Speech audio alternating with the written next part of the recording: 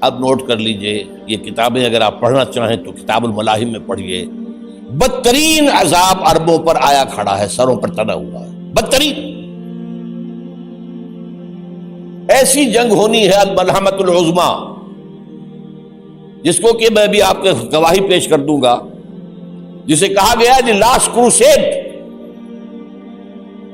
Bush نے بھی crusade کا لفظ بول دیا تھا، پھر واپس لیا اس نے. نکل جاتی ہے جس کے منہ سے سچی بات مستی میں.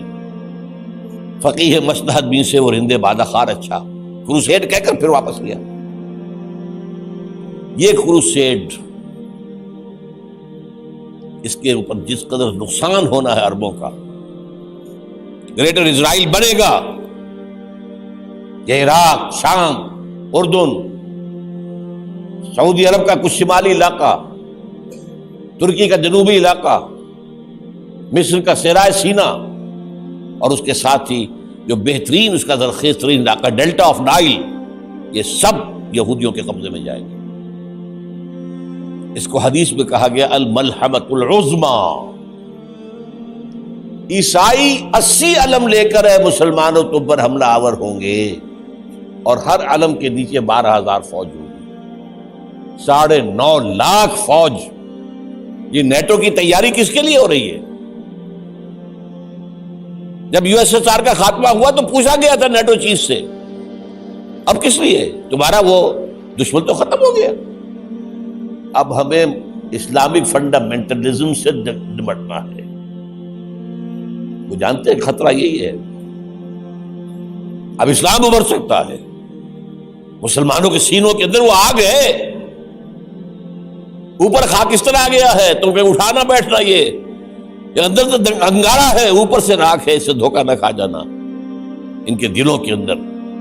اور بش نے کہا تھا مسلمان چاہتے ہیں کہ ہسپانیہ سے لے کر انڈونیشیا تک نظام خلافت قائم کریں. اور میں حیران ہوا تھا کہ اس کمبخت کو ہسپانیہ کا خیال کیسے آ گیا؟ ہمیں تو کبھی آتا ہی نہیں، اب ہم تو بھول گئے. وہ تو 500 برس پرانی بات ہے، جبکہ وہاں سے ہمیں نکال دیا گیا تھا. اگرچہ اقبال نے کہا تھا ہے ارض فلسطین پہ یہودی کا اگر حق، ہسپانیہ پر حق نہیں کیوں اہل عرب کا. ہسپانیہ میں تو 800 سال حکومت کی مسلمانوں نے، اور ابھی 500 برس سے گزرے ہیں نا. یہودی تو ارض مقدس سے 2000 سال نکالے گئے. انہیں لا کے آباد کیا گیا، عربوں کے سینے میں خنجر بھونک دیا گیا. وہ چھوٹا سا ملک جو چاہتا کرتا، کوئی پوچھنے والا نہیں. امریکہ جیسے اپنے بیٹے کی حفاظت کرے ویسے کرتا اس کا. اور حضور نے فرمایا ہے وہ جنگ جب ہوگی تو ایک باپ کے اگر 100 بیٹے ہوں گے تو 99 ختم ہو جائیں گے، ایک بچے گا. یہ حدیث ہے، حدیث ہے صحیح. اور آپ نے فرمایا ویل للعرب من شر قد اقترب. عربوں کے لیے ہلاکت ہے، عربوں کے لیے بربادی ہے اس شر سے جو قریب آ چکی ہے. اور آج جس طرح انہوں نے ان کی تہذیب کو اختیار کر لیا، دبئی جا کر دیکھیے، بدترین مغربی معاشرہ جو ہے وہ دبئی کے اندر ہم نے قائم کر کے دکھا دیا. اب سعودی عرب اس راستے پر بڑھ رہا ہے. لیکن میں اس کے وہ پہلی بات جو کہہ رہا ہوں وہ تو یقینی ہے، اس میں تو احادیث صحیحہ موجود ہے. اگرچہ اس کے بعد پانسا پلٹے گا، پھر حضرت مہدی کا ظہور ہوگا، حضرت عیسیٰ کا نزول ہوگا، اور وہ گریٹر اسرائیل گریٹر گریو یارڈ بنے گا یہودیوں کا. ایک ایک یہودی قتل ہوگا اور دفن ہوگا. یہ بات میں ہونا ہے، میں پہلی بات میں پرچ کر رہا ہوں. وہ پانسا پلٹے گا جب پلٹے گا. ابھی جو سامنے ہے وہ کیا ہے؟ جس ملحمۃ العظمیٰ کہا حضور نے، جسے آرمگیڈون کہتے ہیں عیسائی.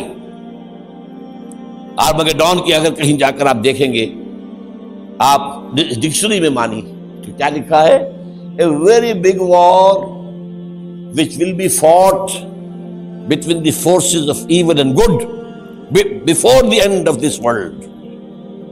اس دنیا کے خاتمے سے پہلے خیر اور شر کی قوتوں کے درمیان بہت بڑی جنگ ہوگی.